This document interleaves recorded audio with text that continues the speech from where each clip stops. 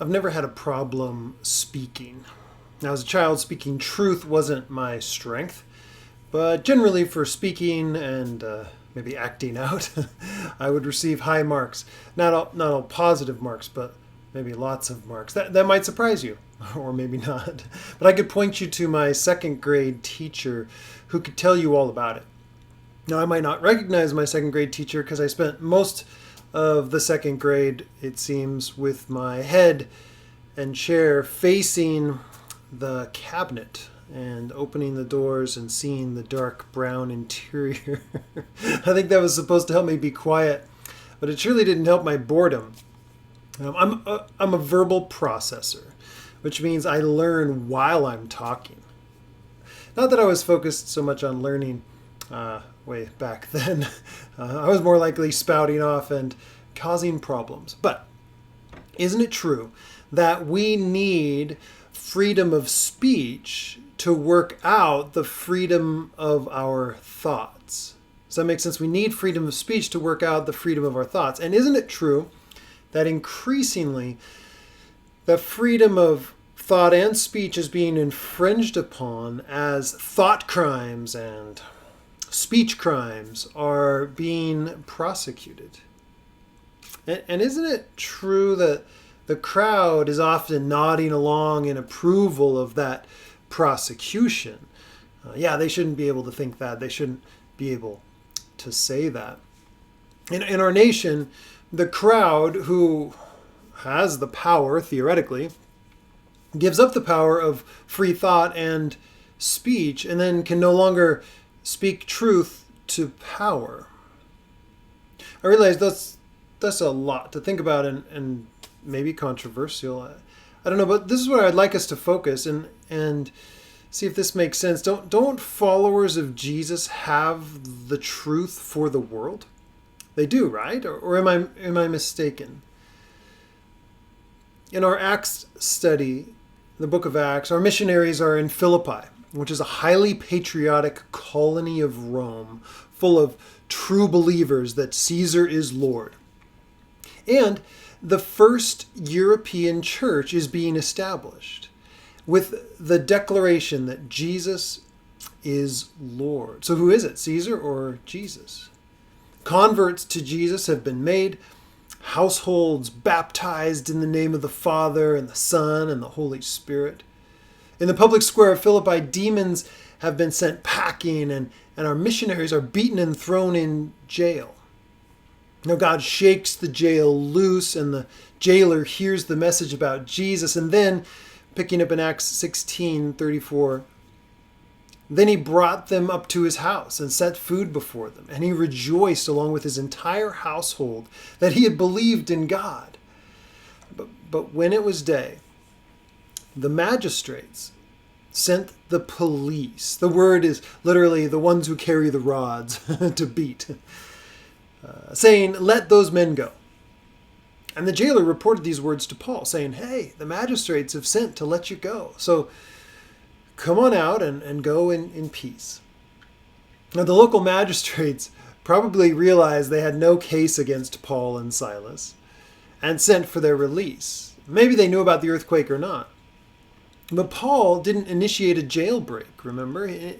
In fact, he had assured them that he was still in custody. I'm not a threat to the law. So we have this new development. The local magistrates are getting ready to release them on a warning. Hey, no more of that, and get them out of town. Just move them along. The jailer's probably saying, "Hey, they want you to go, so please go in peace and go." Go.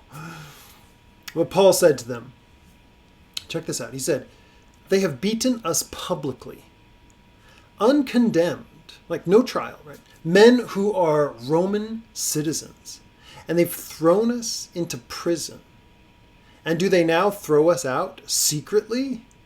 No, let them come themselves and take us out." Whoa. Now, we could talk for days about prison systems and jailers and threat of law and threat of force and how to keep people from doing the wrong things. And there's a lot to discover there and sit on. And maybe if you're discussing this sermon, you could chat about those things. But I want to focus on this ace card that Paul plays. And he says, hey, by the way, I'm a Roman citizen. And Roman citizens had rights. And there was no way as a city official, a magistrate, you could violate the rights of a Roman citizen and stay in power. It just wasn't going to happen. Paul didn't need a lawyer to plead this case. There'd already been very high profile trial of Gaius Verres, magistrate of Sicily, who was set to rule and order it and instead plundered the island province. This is 100 years before, and then even crucified a Roman citizen who protested the whole time. But I'm a Roman. He crucified this Roman citizen who had opposed his theft. He was just carting off all these beautiful pieces of art and everything. But by the time that Paul and Silas had been here, it was established in Roman law and common knowledge. Roman citizens have rights. And now Paul and Silas have been shamed publicly as offenders without a trial.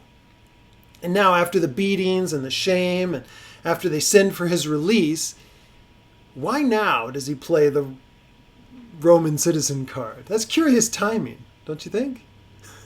I might have played that card first. It's possible that he was just tired of being beaten and abused. I would be. But I wonder if Paul was mainly motivated to care for this young church at Philippi. Because this first European church, Lydia's church, was at risk of being labeled as troublemakers, opposed to the law, based on this public reputation of their founders, Paul and Silas, Timothy, Luke. Tom Wright notes this, that God had given Paul the extraordinary position of being a highly trained Pharisee. Remember, like all of the religious accolades there. He was at the top of his game there. And a Roman citizen. And had called him to do a job. Preach Christ crucified, risen, Lord of the world to all nations. And Paul took for granted that the tools God had given him were tools he should use. Right? And so now Lydia and her church could use some encouragement and legal protection here. So he speaks up.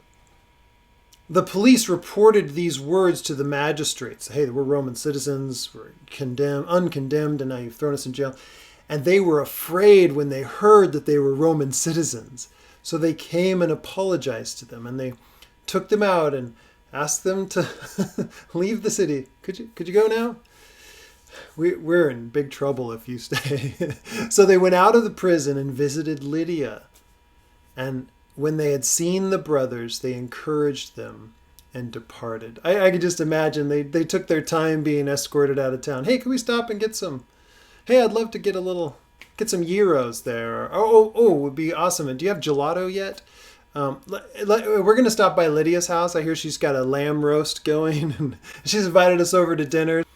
So Paul and Silas and Timothy and Luke leave behind a city that's, let's say, stunned by the removal of the Spirit. Look in that passage there, just an amazing story. And they're blessed. The city is blessed by the conversion of Lydia and the jailer and their households, along with other Spirit-filled Jesus followers. But Lydia's church is going to have a lot of opponents, right? Because it's difficult to declare that Jesus is Lord in an imperial outpost, a Roman colony committed to the belief that Caesar is Lord. So 10 years after this trip, after this establishment of the church, Paul wrote this from yet another prison in Philippians 1 through 18. Can I just read that to you? If you're reading along, I'm going to read in the ESV, but I'm going to translate Christ Jesus as the king, because he's the royal Messiah, Jesus. And I just want you to think how this sounds in an imperial outpost. Paul and Timothy, servants of King Jesus, to all the saints in King Jesus who are at Philippi, with the overseers and deacons, grace to you and peace from God our Father and King Jesus the Lord. I thank my God in my remembrance of you, church in Philippi, Lydia's church, always in every prayer of mine for you, all making my prayer with joy because of your partnership in the gospel from the first day until now. And I'm sure of this, that he who began a good work in you will bring it to completion at the day of Jesus the King. And it's right for me to feel this way about all of you because I hold you in my heart. For you are all partakers with me of grace, both in my imprisonment and in the defense and confirmation of the gospel. For God is my witness, how I yearn for you with all the affection of King Jesus. And it's my prayer that your love may abound more and more with knowledge and discernment, so that you may approve what is excellent and so be pure and blameless for the day of King Jesus, to the glory and praise of God. Now, I want you to know, brothers, that what has happened to me has really served to advance the gospel, so that it's become known throughout the whole imperial guard and to all the rest that my imprisonment is for the Messiah, the King. And most of the brothers, having become confident in the Lord by my imprisonment, are more bold to speak without fear the word. Some indeed proclaim the King from envy and rivalry, but others from goodwill. The latter do it out of love, knowing that I am put here for the defense of the gospel. The former proclaim Christ, the King, Jesus, out of selfish ambition, not sincerely, thinking to afflict me in my imprisonment. What then? Well, only that in every way, whether in pretense or in truth, the King is being announced, and in that I rejoice. You can hear his heart developed for this young church, now 10 years later, as he's in house arrest under imperial guard. What can we take away from this scene as we kind of close this chapter where Paul and Silas have played the Roman citizen card after they've been unjustly beaten? I think we can take away at least one principle and an example to follow here. It would just be this: speak truth to power. If you have rights in a given society, it's good to use them and to speak truth to power to protect the vulnerable and spread the gospel. And that's the principle I'm seeing, to protect the vulnerable and spread the gospel. It's not about your own personal rights. See, there's a tension here in Scripture and a need for spirit-filled wisdom as we declare our rights and express our freedoms. Right? I mentioned this freedom of speech, super important to us. Peter told the churches near here, just across the water in Asia, 1 Peter 2:13 through 17. He says, be subject for the Lord's sake to every human institution, whether it be to the emperor as supreme, or to the governors sent by him to punish those who do evil and to praise those who do good. For this is the will of God, that by doing good you should put to silence the ignorance of foolish people. Live as people who are free, not using your freedom as a cover-up for evil, but living as servants of God. Honor everyone. Love the brotherhood. Fear God. Honor the emperor. Ooh, do you sense the tension there? There's a tension there. Speak up, truth to power, to defend the vulnerable and spread the gospel. You know, not all churches in the world have rights in their society.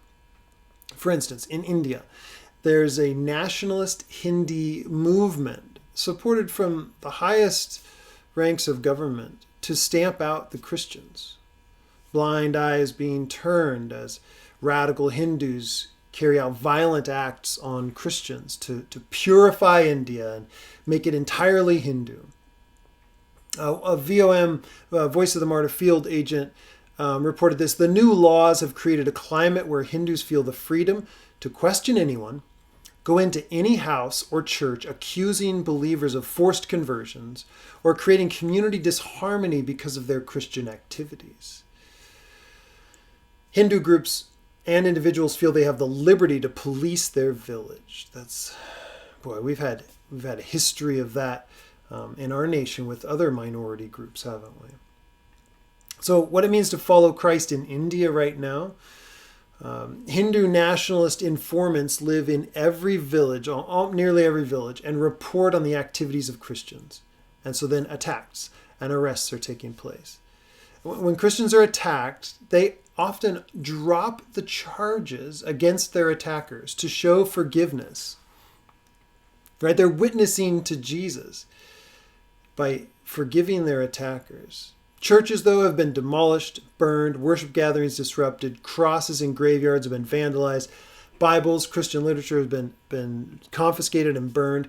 Many pastors have been beaten and jailed, and several are martyred, killed for their faith each year. Christians are being arrested and held up for up to 3 weeks after being falsely accused of forcing Hindus to convert to Christianity, right? As if that's their task, what they're trying to do, forcing people. But with legal assistance, they're able to then post bail or show that the charges are unfounded. So there's some right in there after being abused. And Voice of the Martyrs is one of those agencies that's helping them fund that legal work in a quest for a just society, right? So some rights. And how do you use those rights to protect the vulnerable but spread the gospel? Now, the next scene is in Acts chapter 17, and we'll just look at verse 1 through 9.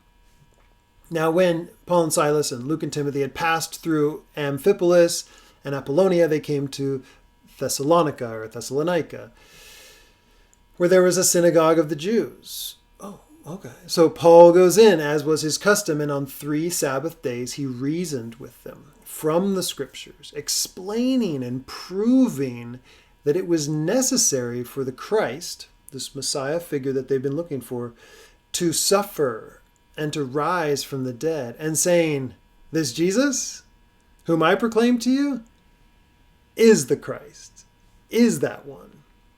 And so here we see the pattern laid out for us. It's now Luke, the author of Acts, just gives us this pattern. Off to the synagogue, right? He spent 3 weeks there of reasoning and explaining and proving that this long-awaited figure, the Messiah, needed to suffer and die and be raised.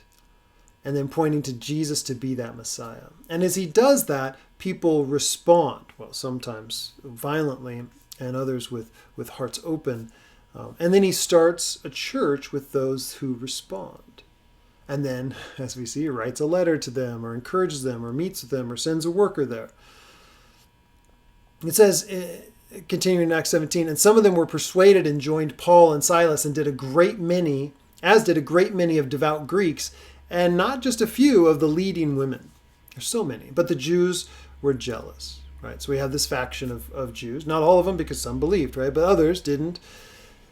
And so Paul and Silas have been preaching Christ crucified, buried, raised, ascended, which is a stumbling block. Christ crucified is a stumbling block to the Jews and foolishness to the Greeks. So some Jews were jealous, and taking some wicked men of the rabble, right? Go around the marketplace. You don't look like you're doing anything. Wow, you're drunk. Hey, come with me. So that the pure Jewish people, the righteous people, form a mob, set the city in an uproar, attack the house of Jason, who's now being introduced, possibly the home where the Christians are now meeting, the ones that come out of the synagogue. So they attack the house of Jason, seeking to bring them out to the crowd.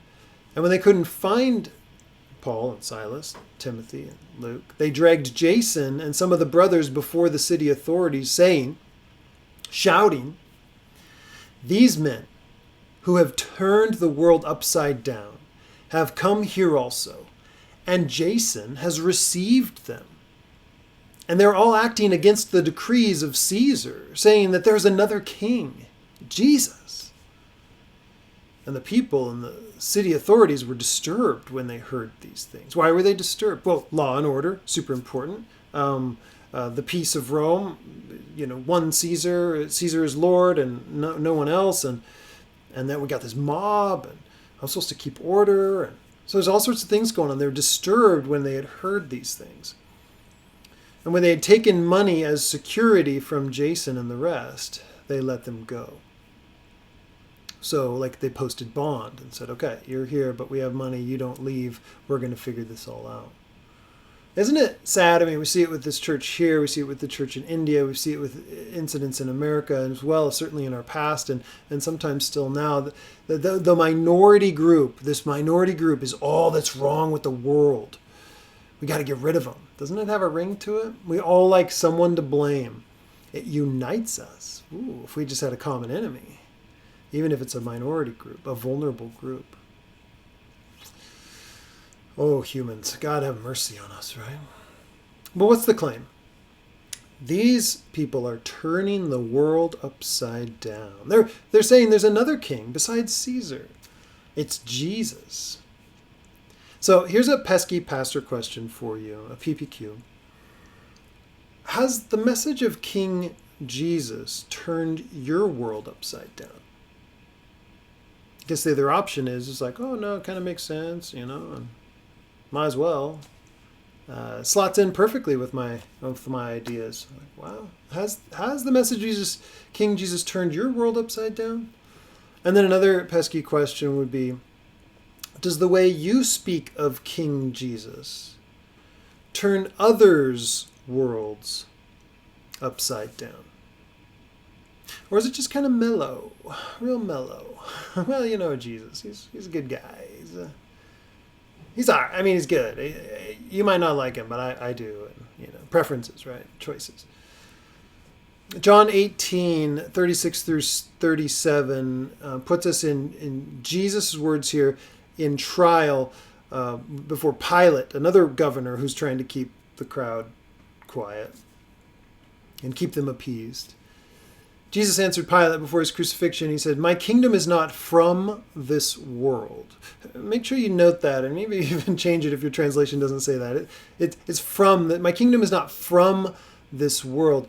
If my kingdom were from this world, my servants would have been fighting, that I may not be delivered over to the Jews. But my kingdom is not from the world. And then Pilate said to him, "So you are a king?" And Jesus answered, "You say that I'm a king.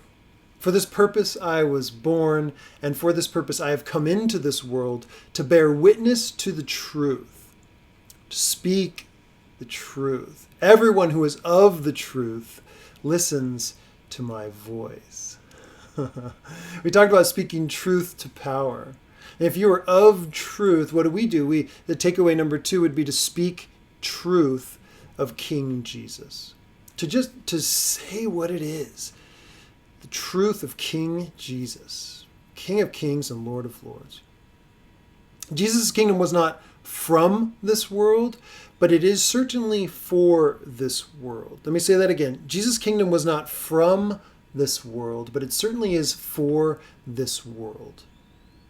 Jesus is a king, but his kingdom in our bodies and the terrain we touch, his kingdom in our life together as followers, here in history, vastly exceeds the kingdoms of this world and is the only kingdom that will last forever. Jesus is the king. So here's a question. How does Christianity spread with this kind of opposition? We looked in Philippi, Thessalonica, and currently in India. How does it spread? Why does it spread? Tom Wright sets the stage for this question really well. He says this: Christianity summoned proud pagans to face torture and death out of loyalty to a Jewish villager who had been executed by Rome. Can I say that again? Christianity summoned proud pagans to face torture and death out of loyalty to a Jewish villager who had been executed by Rome. So again, how does it spread? Again, Tom says, Christianity advocated a love which cut across racial boundaries. It sternly forbade sexual immorality. The exposure of children, do you know what that is? That's That's when you don't want a baby, and so you just leave it out for the wild dogs to get. It's infanticide, the killing of unwanted babies. Christianity advocated a love which cut across racial boundaries. It sternly forbade sexual immorality, the exposure of children, and a great many other things which the pagan world took for granted.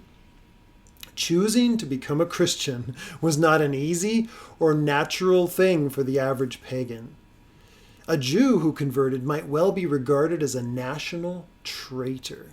All right, do you sense the tension here? This is an upside-down, world-changing event. So then why did early Christianity spread? And hear this well.